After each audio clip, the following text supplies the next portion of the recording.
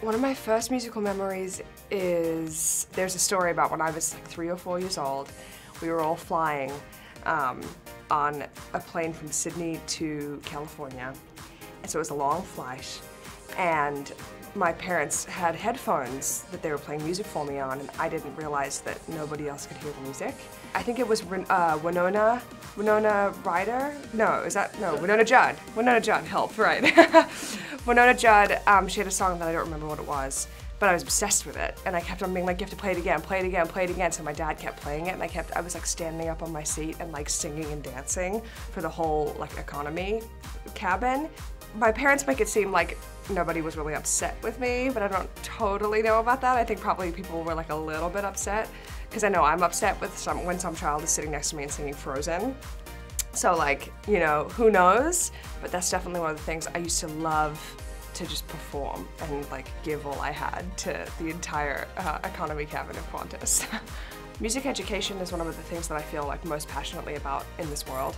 I've been lucky enough to have a handful of some of the most incredible people as teachers that I've ever met, and had the privilege to sit in their classroom. I was definitely lucky enough to have people who called me on my BS, as well as pushed me to become who I was meant to be. It devastates me how many music education programs are getting cut from schools, because for me it was what I survived on. I feel for kids who don't have a place to go that's safe, that is artistic and nurturing and kind of encompasses everything that art does for children. And not only is it scientifically proven to like show that you retain knowledge better when you're studying music as well as you're developing, but I think it just kind of makes you a well-rounded person.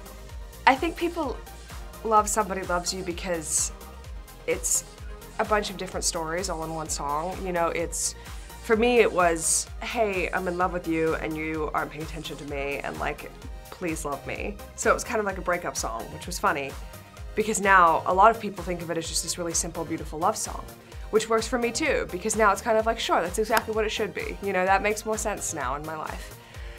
So I think that it is ambiguous enough that people have really been able to find themselves within it, which I love.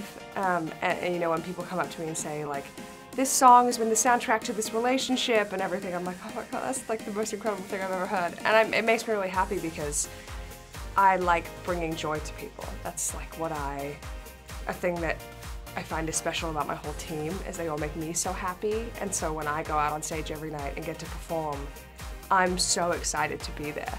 And I find that the people who come to see the shows are really excited to be there too. So it's really cool. I think that's why people, and also it's like so much fun to sing, and it's really easy to remember. So at the end of a show when you play it, I'm like, if you don't know it, you will in a second, and everyone is just like, oh, that's how that goes. And I think that feels good too.